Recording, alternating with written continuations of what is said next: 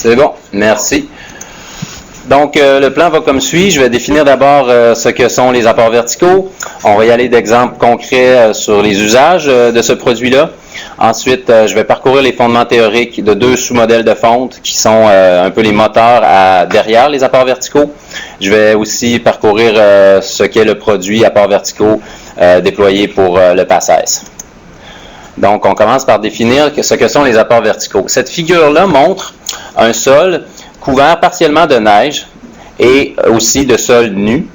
Et on voit que la figure montre une flèche de la neige vers le sol qui symbolise une fonte. Et on voit aussi une pluie qui tombe sur le sol nu, la partie nue du sol qu'on voit. Alors, les apports verticaux sont simplement la somme des eaux de fonte et de la précipitation liquide non absorbée qui tombe sur un sol nu. Donc, non absorbée par la neige et qui, en fait, tombe sur un sol nu. Donc, la somme de ces deux volumes d'eau-là constitue les apports verticaux. Il peut y avoir plusieurs cas de figure. En hiver, si on n'a pas de précipitation liquide qui tombe, mais qui fait suffisamment chaud, la fonte va débuter sous certaines conditions et on aura des apports verticaux uniquement de fonte. On pourrait avoir aussi un épais couvert nival sur une partie du bassin et par contre certaines parties de sol nu et il y aura des apports verticaux sur ces sections, ces portions-là du bassin parce qu'il y aurait une précipitation liquide qui pourrait tomber un jour donné. Donc, c'est difficile de dire quel est l'apport relatif de chacune de ces contributions-là, ça dépend des cas de figure. Pourquoi appelle-t-on ça les apports verticaux? Eh bien, simplement parce qu'en hydrologie, les apports tout court réfèrent souvent à des débits qui sont peut-être des apports plus latéraux, qu'on pourrait dire. Là. Donc, pour ne pas prendre de chance, éviter la confusion, on parle d'apports verticaux. Ensuite, les apports verticaux varient dans l'année. En hiver, puisqu'il n'y a pas beaucoup de fonte et qu'il y a peu de précipitations liquides au cours de l'hiver, les apports verticaux sont généralement très faibles. Au printemps, c'est le contraire. Et en été-automne, lorsqu'il n'y a pas de fonte, parce qu'il n'y a pas de neige, les apports verticaux sont simplement égaux à la pluie. Une autre définition aussi incontournable, c'est l'équivalent en eau de la neige au sol, ce qu'on pourrait traduire là, par l'épaisseur de la colonne d'eau en millimètres résultant de la fonte par chauffage d'une carotte de neige ou d'un contenu d'un précipitomètre ayant collecté de la neige. Donc, à une station niveaumétrique, par exemple, on a des carottiers et si on fait fondre une carotte de neige, on va avoir le total en millimètres d'eau. Les trois variables caractérisant quantitativement la neige sont l'équivalent en eau de la neige, le NN, la hauteur de neige et la densité. On a ici une figure qui montre, en gros, un modèle hydrologique par le rectangle bleu et ses intrants et ses sorties. Donc, j'ai montré ça parce que ça démontre d'où viennent les AV. On voit ici la représentation appliquée pour le modèle hydrologique Hydrotel développé à l'INRS dans les années 90. On voit qu'il y a une partie physique, et c'est un modèle semi-distribué qui prend en compte la physiographie du bassin. On voit les intrants de la météo. Ensuite, on voit ici le sous-modèle d'évolution et de fonte du couvert nival. Et les sorties de ce sous-modèle-là sont le NN simulé et les apports verticaux simulés. Et on voit ici qu'il est marqué corrigé dans le cas où les relevés niveaumétriques, les carottes de neige saisies sur le terrain, peuvent aller ajuster les évaluations simulées de l'NN par le sous-modèle de fonte. Ensuite, les AV servent à alimenter un sous-modèle qui distribue par les processus d'infiltration et de ruissellement ce volume d'eau-là. Et ensuite, il y a un modèle de propagation sur la surface du bassin versant, puis en cours d'eau. Et ça amène à simuler des débits en un point donné, le point d'une station auquel on compare les observations. Et finalement, à titre informatif, ce genre de modèle hydrologique-là a un processus de calage et dans le cas d'Hydrotel, les trois sous-modèles ici sont sollicités et le calage vise à minimiser la série de débits sortants. Bon, La plupart de vous connaissez cette logique, mais je pense que c'était fondamental de débuter avec ça parce que les AV viennent de l'intérieur d'un modèle hydrologique, du moins pour l'application qu'on en a tirée au CEHQ. Et je montre également ici, ça, excusez-moi, cette flèche-là verte, est-ce qu'on peut la tasser? Si je clique ici, ça va. OK, c'est bon. Donc, ici, on voit, à titre d'exemple, le bilan vertical 3 couches, communément appelé BV3C de Hydrotel, qui est ce sous-modèle de distribution-là des apports verticaux intrants, on voit ici, qui est distribué à travers les couches de sol.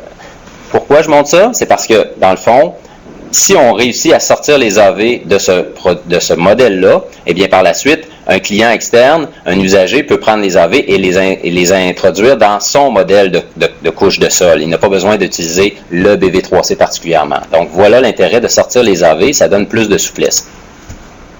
En 2004, nous avons extrait le modèle de fonte d'Hydrotel et nous l'avons formaté dans un format grille, à 0.1 degré de résolution. On voit que c'est assez fin, ça donne environ une maille de 10 km sur le Québec méridional.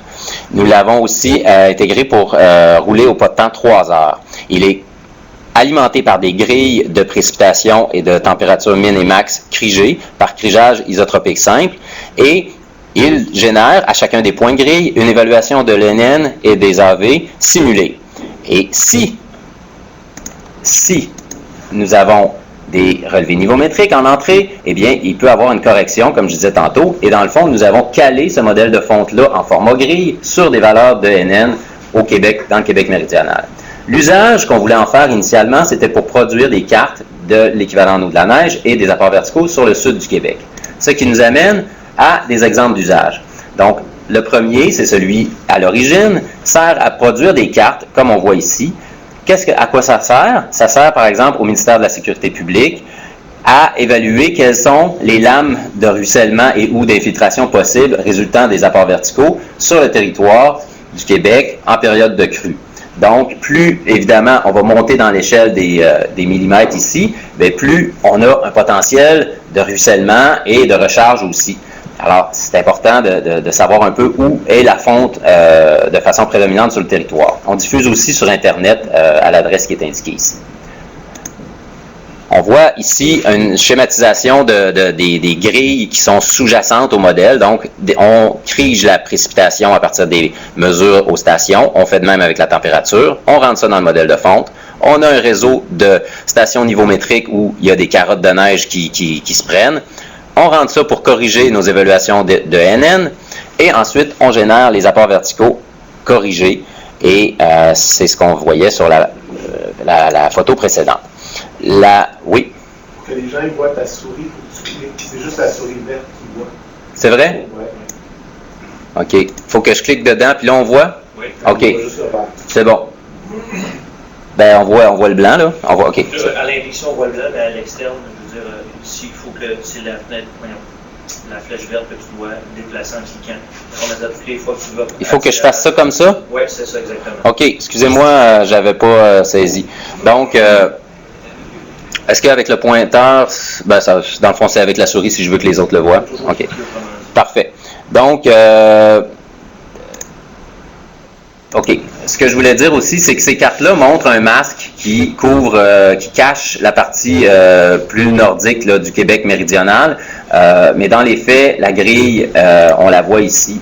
Elle monte assez haut jusqu'au 58e parallèle degré latitude.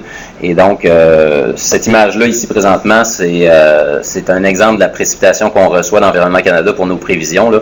Mais évidemment que plus on s'éloigne du Québec et des zones densément instrumentées, moins bonne est notre précision dans nos évaluations de NN et d'AV. On en est bien conscient.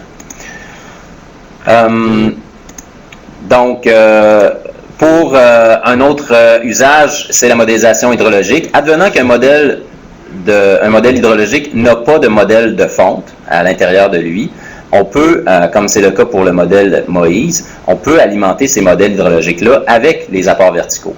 Ça, c'est une option, un usage qu'on peut tirer des AV. Et aussi, dans le PACES, bien évidemment, les AV ont servi d'intrant pour l'estimation ou la validation de la recharge des aquifères. D'ailleurs, pour cette application-là, on voit ici une schématisation. On voit une coupe qui passe à travers, donc là encore là, il faut que je fasse ça ici, on voit une coupe ici qui passe à travers le Québec méridional. On voit qu'à certains endroits, il n'y a pas d'apports verticaux.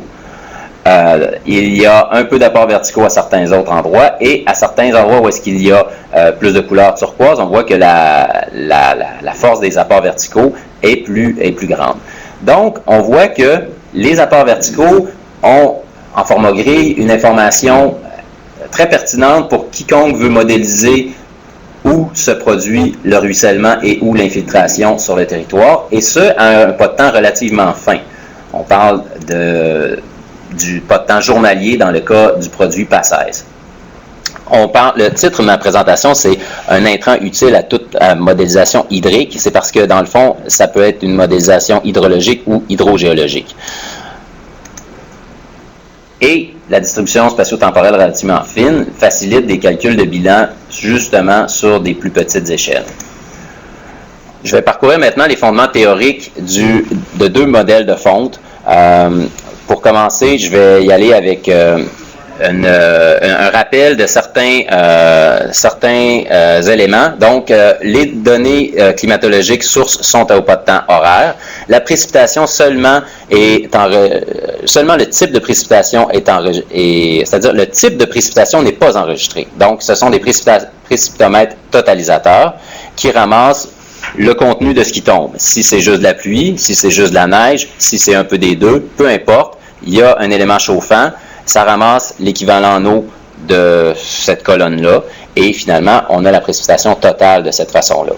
Il n'y a pas de station climatologique en nombre significatif au Québec qui mesure le rayonnement, le vent ou l'humidité. Et dans la littérature, il est connu que des précipitomètres ont tendance à sous-capter à l'occasion la neige. C'est pourquoi, d'ailleurs, on a certains dispositifs ici pour briser l'effet de vortex qui peut s'occasionner près de l'appareil par le vent.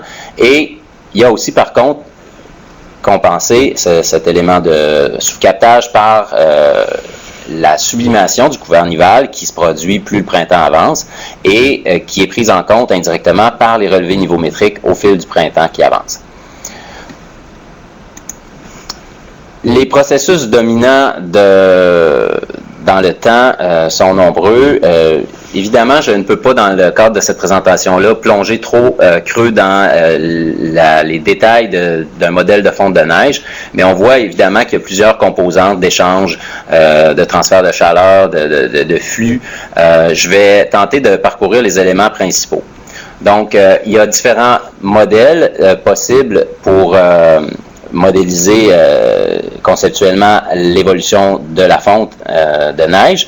Je vais débuter par un classique, le modèle degré-jour, qui se base sur une accumulation basée sur les précipitations et la fonte qui est activée par les températures.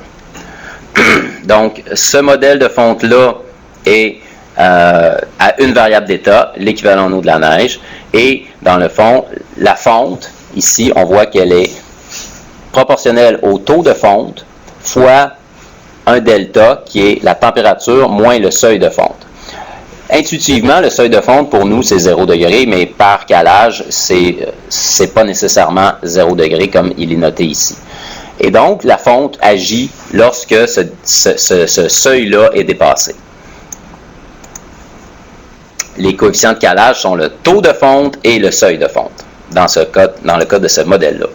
Je vais y aller avec un modèle un peu plus évolué, qui est l'accumulation basée sur les précipitations et également la fonte basée sur les températures, mais simulant un bilan d'énergie. C'est le modèle extrait d'Hydrotel. Pourquoi dit-on qu'on simule un bilan d'énergie? C'est parce qu'il manque certains éléments pour pouvoir dire qu'on a un bilan d'énergie, notamment la radiation solaire. Donc, on avait un degré jour qui nous donne un modèle degré jour qui activait une fonte si le seuil de fonte était dépassé. Ici, on va parler d'un déficit calorifique. Donc, la neige a une froideur, qu'on pourrait dire, qui doit être comblée pour qu'il y ait une fonte qui en résulte. On a ici les équations pour l'approche degré-jour et les équations pour l'approche du modèle que je m'apprête à vous montrer. Alors, évidemment, je vais survoler. Non pas parce que c'est pas intéressant, mais c'est plutôt que c'est un petit peu hors propos d'aller trop creux. Donc, pour le modèle d'hydrotelle, le modèle de fonte au cœur d'hydrotelle, il y a 5 variables d'état. La principale, c'est le déficit calorifique dont je faisais mention, qui dépend de différentes composantes, OK? Et on voit ici, dans le fond, que le premier, c'est l'énergie provenant de la précipitation solide qui contribue à refroidir le couvert de neige. Par contre, il y a, dans le cas de précipitation liquide, une énergie provenant de la pluie qui va réduire le déficit calorifique, qui va réchauffer la neige. Donc, ces deux éléments-là agissent en sens inverse. On a également la perte de chaleur par convection avec l'air ambiant. Nous avons aussi l'énergie à l'interface sol et neige. Et enfin, nous avons aussi l'énergie à l'interface entre l'air et la neige. Alors, c'est en fonction du degré jour et c'est aussi fonction donc de la latitude ce faisant et donc indirectement de la radiation solaire. C'est pour ça qu'on simule un bilan d'énergie comme mentionné précédemment. Donc, concrètement, le déficit calorifique est calculé à partir de ces composantes-là. L'autre variable d'état d'intérêt est l'équivalent en eau de la neige au sol. Et on a ici donc l'équivalent en eau de la neige au sol dans le cas du bilan de masse de hydrotelle, du modèle de fonte de hydrotelle. On a ces éléments-là ici, comparativement au modèle de Grégeau montré tantôt. Alors, on voit que ça prend en compte la précipitation liquide qui réchauffe le couvert de neige et ça prend en compte aussi l'eau liquide retenue dans la neige au sol. Et ce paramètre-là, plus le printemps va avancer, plus la neige va mûrir dans le jargon, plus elle va être, la neige va devenir une espèce de structure très instable d'eau qui va éventuellement relâcher tout son contenu en quelques jours, là, et c'est ce qu'on appelle donc le mûrissement de la neige qui fait en sorte qu'il y a de moins en moins d'air dans la matrice de neige. Donc, on voit que c'est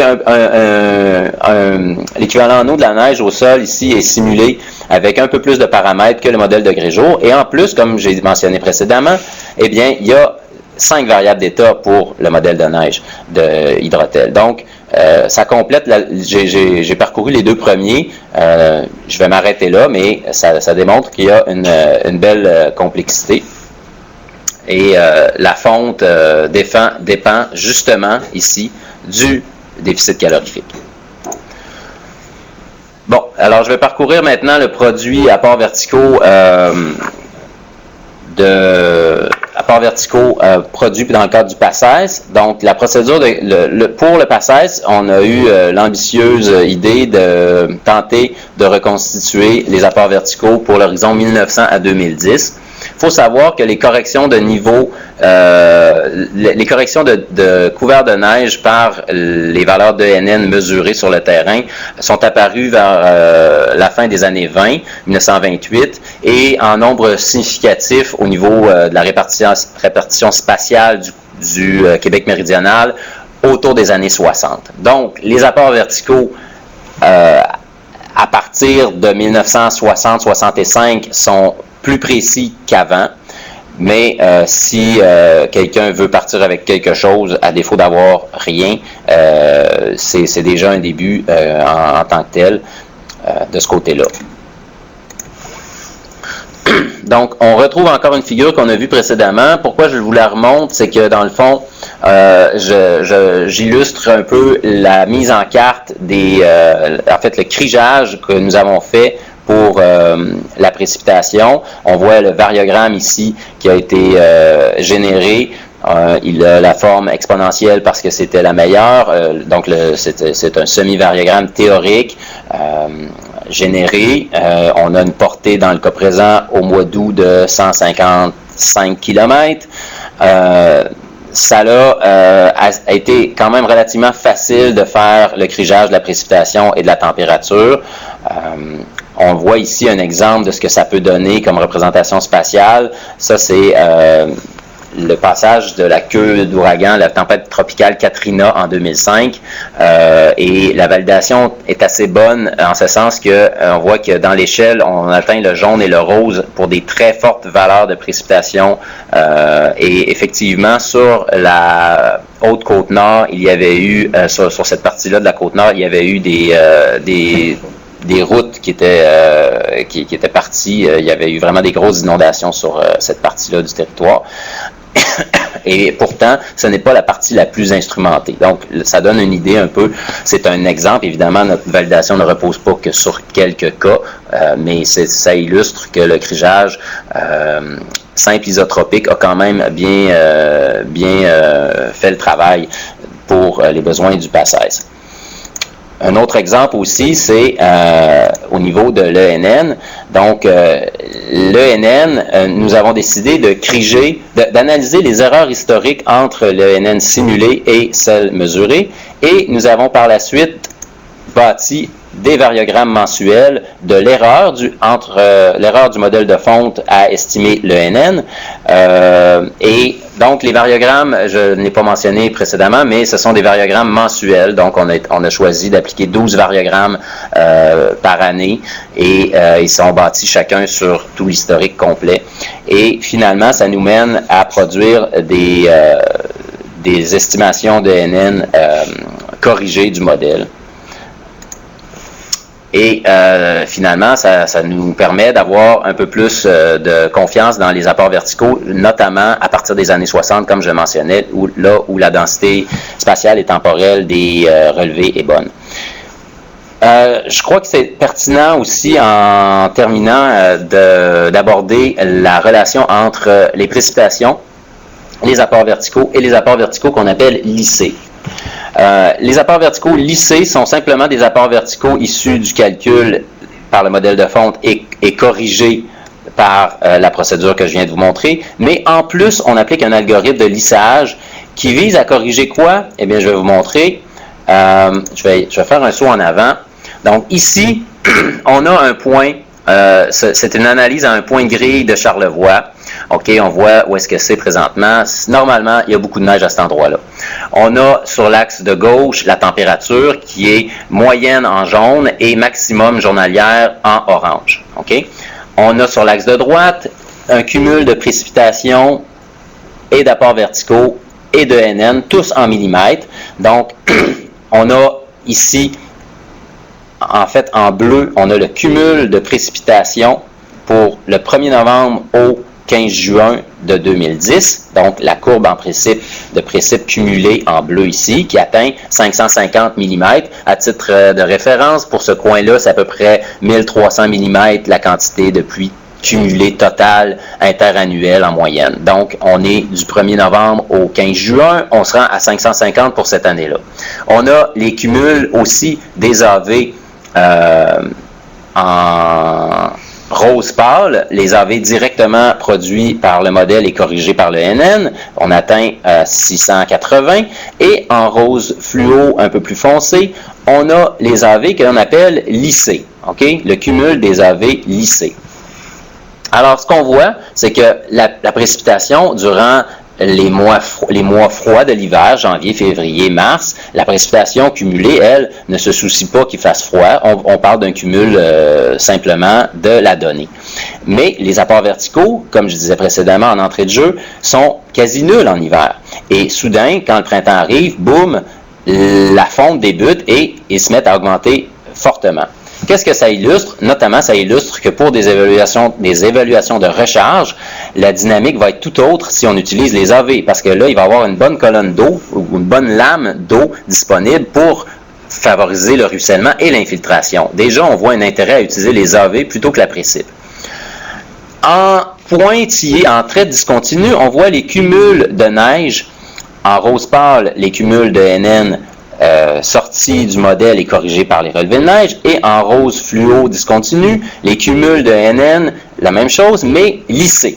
Donc, qu'est-ce que cet algorithme de lissage? Bien, on voit un exemple ici. Excusez-moi, je vais prendre ça pour être sûr qu'on le voit. Donc, ici, on voit qu'il y a un saut de la ligne rose pâle discontinue, ça monte d'un coup. Qu'est-ce qui est arrivé là? Il est arrivé justement une mise à jour de l'ENN dans le modèle. Et ce que ça a fait, c'est que finalement, ça démontre que l'ENN simulé était plus faible que ce qui a été mesuré cette date-là. Et donc, pouf, ça fait un saut pour aller rejoindre cette valeur-là. Parce qu'évidemment qu'on veut que notre ENN simulé passe par nos valeurs mesurées sur le terrain.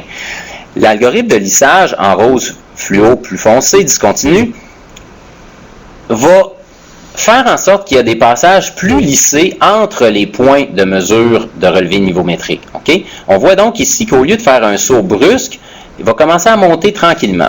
Comment fait-on cela? On fait ça en arbitrant les deux processus qui sont en jeu lorsqu'on a une accumulation ou une fonte de neige.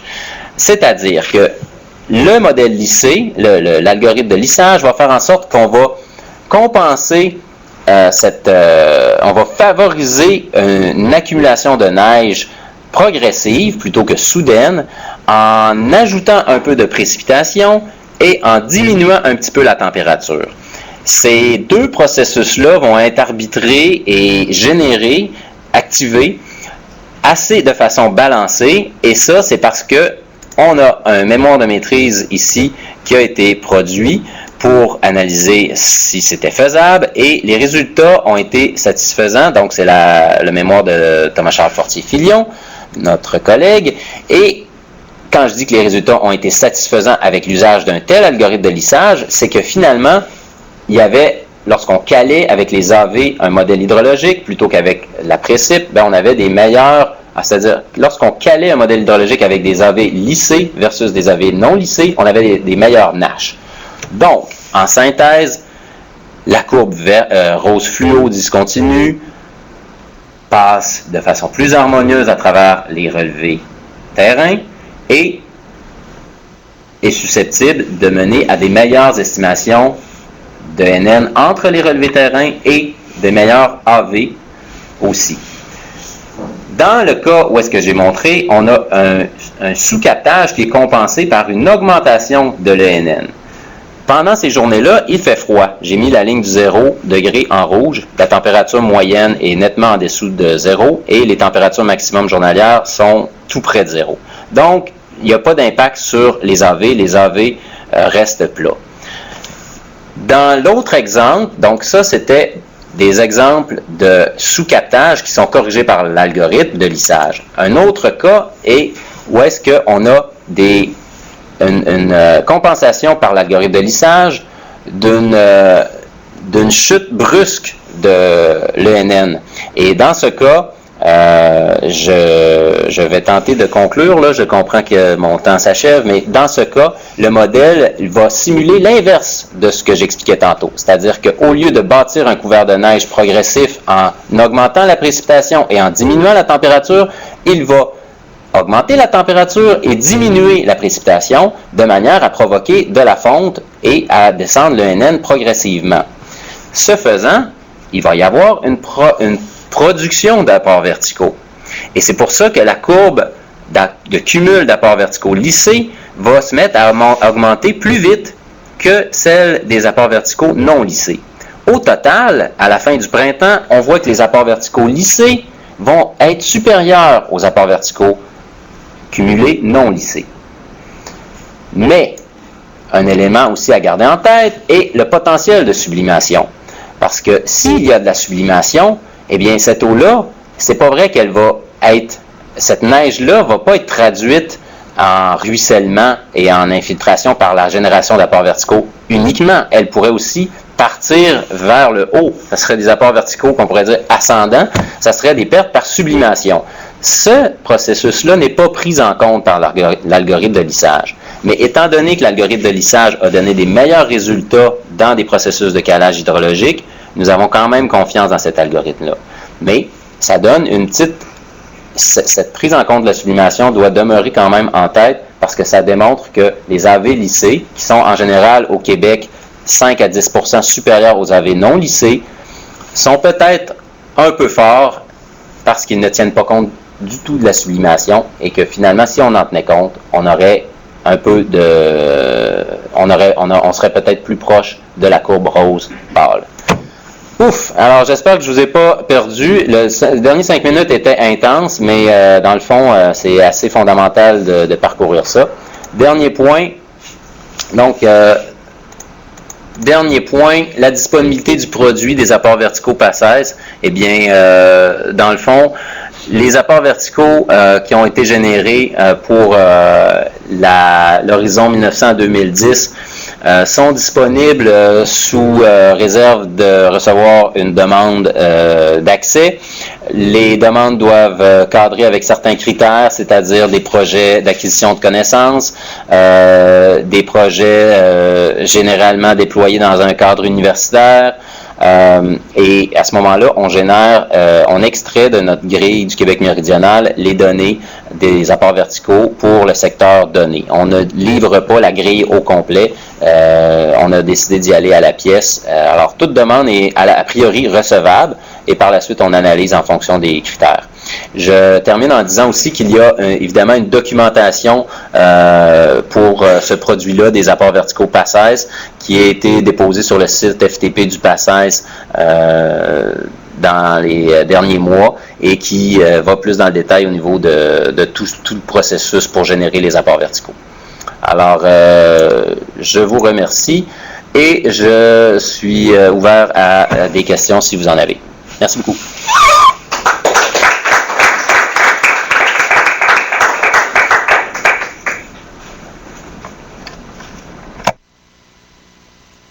OK.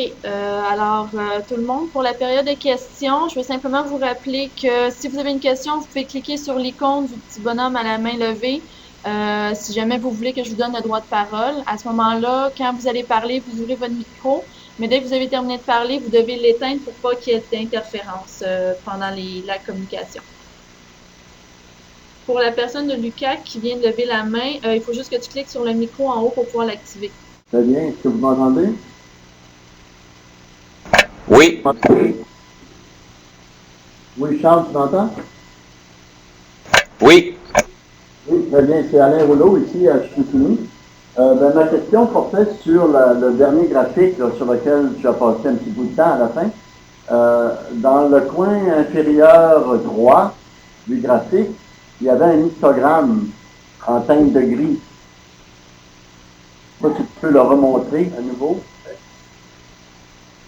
Oui, un histogramme en teinte de gris plus foncé dans la partie en bas à droite.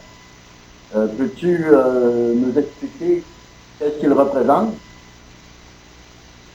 OK. Si je bouge ma souris présentement, est-ce que vous voyez?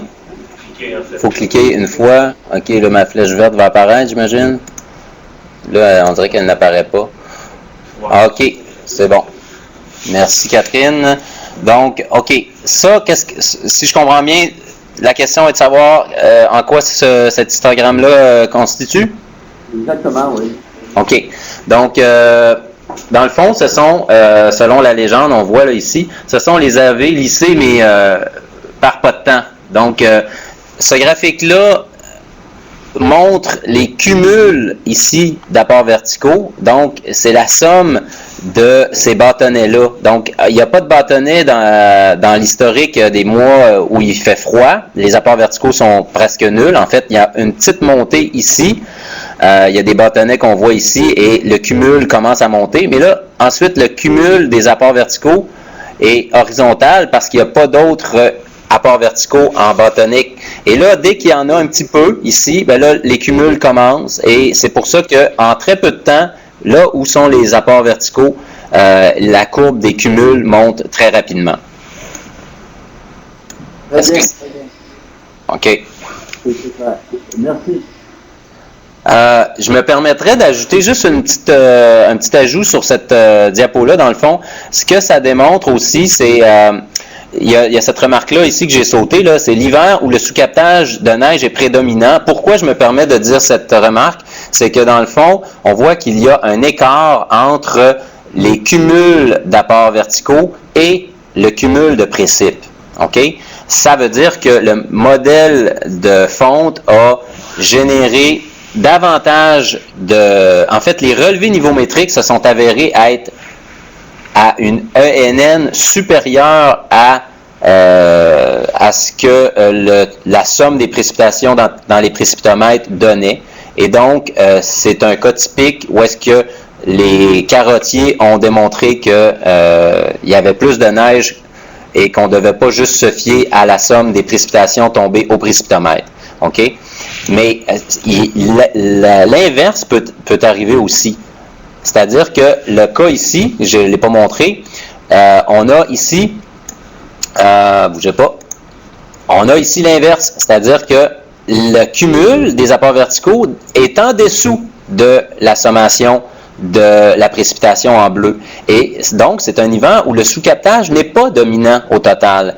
Et donc, on peut s'avancer et dire que c'est un hiver où la sublimation serait prédominante, serait suffisante pour outrepasser des problèmes de captage, de sous-captage, et finalement où la sublimation serait significative.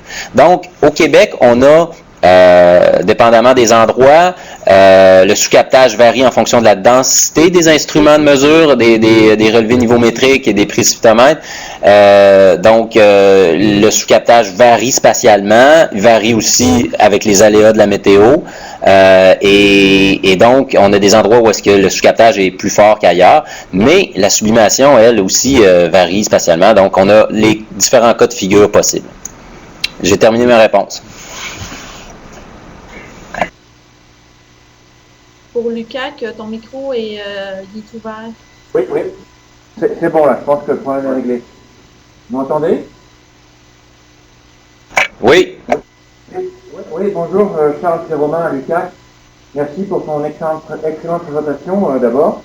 J'aurais deux petites questions. Dans le cadre du projet PACES Saguenay-Lac-Saint-Jean, évidemment, on a compilé vos données sur les apports verticaux sur une base journalière depuis les années donc 1900 à 2010. On s'est aperçu qu'entre 1900 et 1930, on avait des valeurs qui étaient assez étonnantes, un peu en décalage avec les valeurs subséquentes d'après les années 30. Donc justement, on se demandait si la stabilité de la donnée, s'il n'y avait pas une différence de stabilité de la donnée entre avant 1930 et puis après 1930. Par les années 60, à partir desquelles il y a une meilleure stabilité. Donc je pense que ça va un petit peu dans ce sens-là, peut-être, nos observations. Oui, Romain, c'est une très bonne question. C'est en lien avec ce que j'ai mentionné précédemment, c'est-à-dire que les premiers relevés niveaumétriques au Québec sont apparus en 1928. En tout cas, si on se fie à la base de données commune du ministère et de partenaires tels Hydro-Québec, Alcan, Environnement Canada, parce que pour les relevés de neige, on a tout ce réseau-là coopératif qui permet d'augmenter la couverture spatiale pour les relevés niveaumétriques. Et donc, les premiers sont apparus en 1928.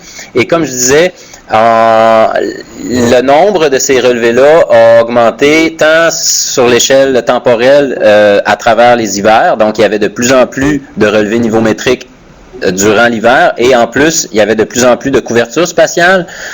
Et jusqu'en 1965, donc, il y a eu une augmentation progressive. Et à partir de 65, ça s'est maintenu avec une très bonne densité spatiale et temporelle jusqu'à ce jour.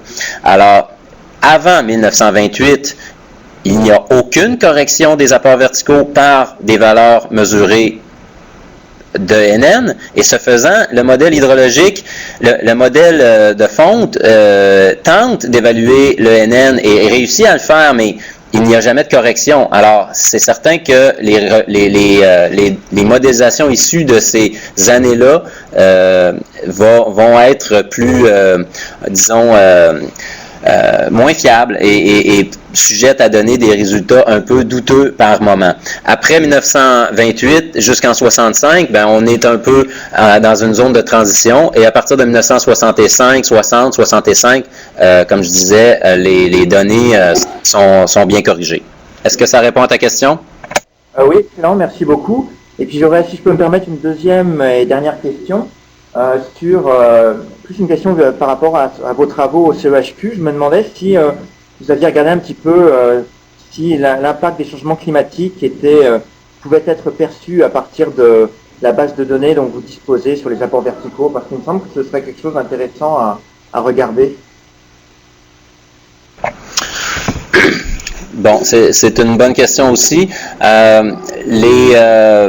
L'activité de recherche, les activités de recherche dans le domaine des changements climatiques, en ce qui concerne ces activités de recherche-là, le CEHQ joue un rôle au sein du... c'est-à-dire qu'on a un rôle de coordonner les activités de recherche en changement climatique qui ont un volet hydrologique. Et c'est le genre de travaux auxquels nous attaquons là, depuis peu. Mais pour tirer des conclusions ou faire une synthèse rapide de ces travaux-là, il est trop tôt là, et c'est trop complexe et trop varié. Mais c'est exactement le genre de choses auxquelles on s'attaque. Et cette banque d'apports verticaux-là, 1900-2010, est un intrant qui va nous aider à aller plus loin dans cette caractérisation-là. Mais ça se fait de concert avec tous les partenaires Ouranos. Ok, ben merci beaucoup Charles. De notre côté, c'est sûr qu'on regardera aussi un petit peu ces aspects-là dans les projets PACES, au niveau des projets de recherche, c'est sûr. Donc merci. Est-ce qu'il y a d'autres questions pour le conférencier? Ben parfait. Écoutez, je vous remercie beaucoup à tous d'avoir participé à cette conférence. Charles, merci beaucoup pour ta présentation. C'était bien intéressant. Et dans le fond, on se revoit pour le mois de mars pour la prochaine conférence. Vous allez avoir les détails par courriel. Merci beaucoup. Bonne journée. Merci.